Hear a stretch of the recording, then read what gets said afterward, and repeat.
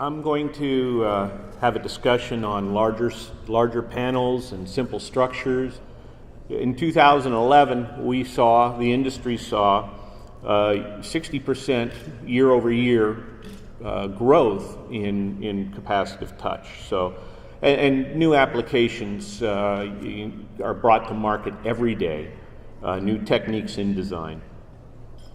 From a technology overview, PCAP is nothing but an array of electrodes that form capacitors at the various nodes.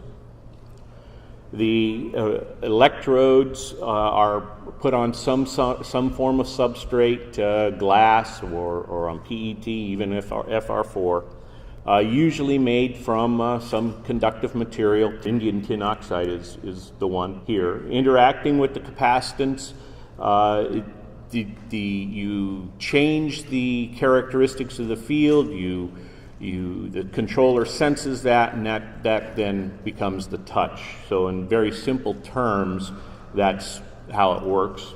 Gives you a very thin, very lightweight device that can then be used in phones or medical devices, handheld equipment, could be kiosks. Designing a touch panel is actually a 3D exercise because the capacitor actually exists in space. You have to be able to project the field such that the human or the stylus can interact with the field, and thereby you can sense height, you sense X and Y. Therefore, you have to be able to design these capacitors within a 3D field.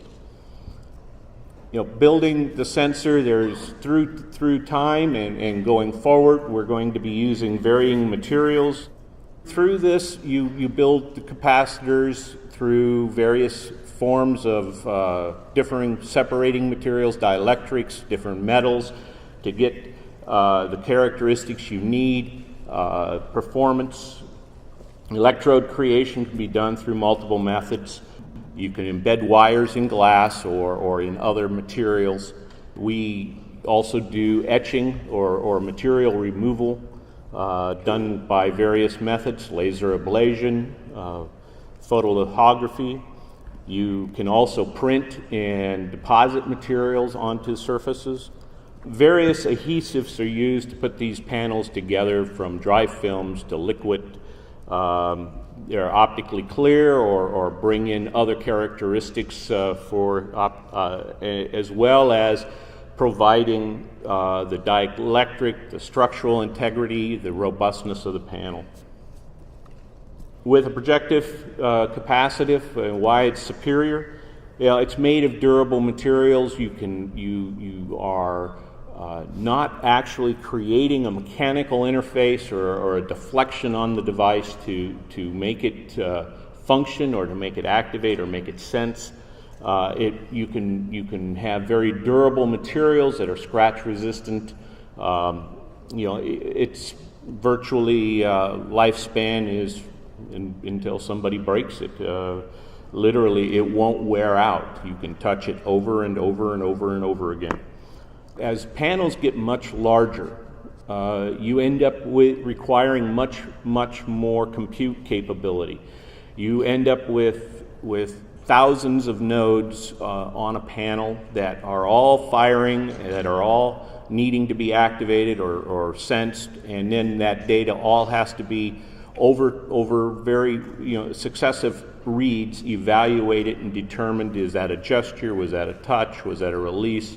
So controller advancements are really where a lot of the larger panels derive or enabling the larger panels.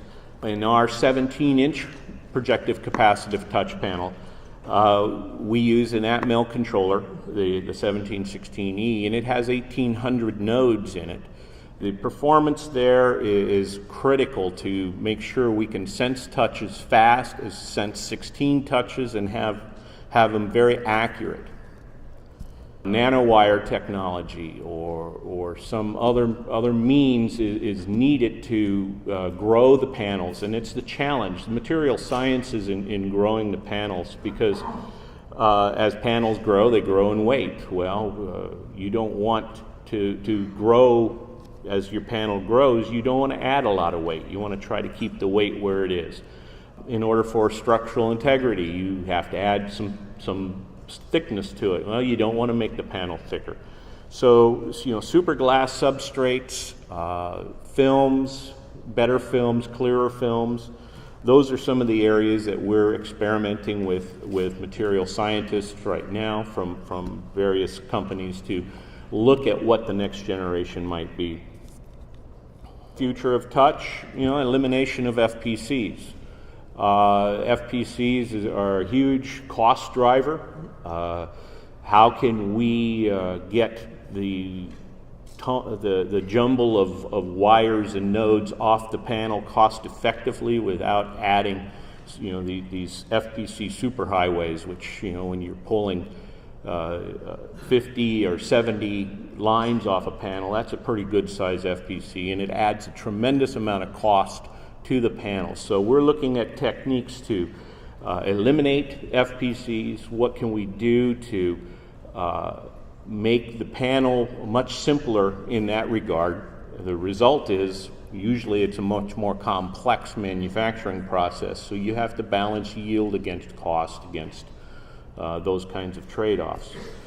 Integrating the die in the sensor itself, again, will allow us to simplify the interface to the customer's environment. So bringing off a much smaller, a much simpler connectivity path to the designer is really what we're striving for. PCAP applications include medical.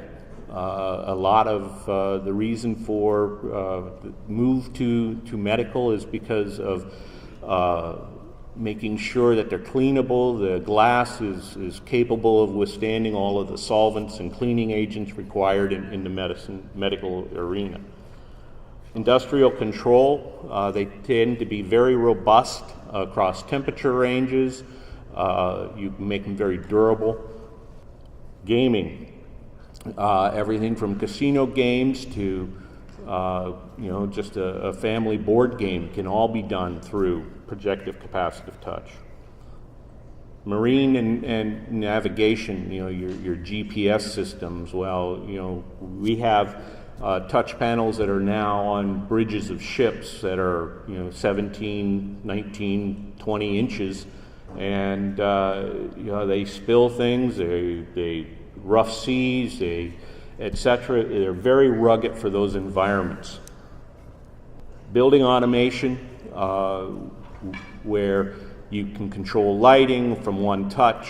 You can have them mounted on the wall, you can have them on your desktop. You can even carry them around if they're small enough and light enough to manage the environment within a room. We have the largest touch panels right now utilizing the Atmel Max Touch controller. I thank you very much.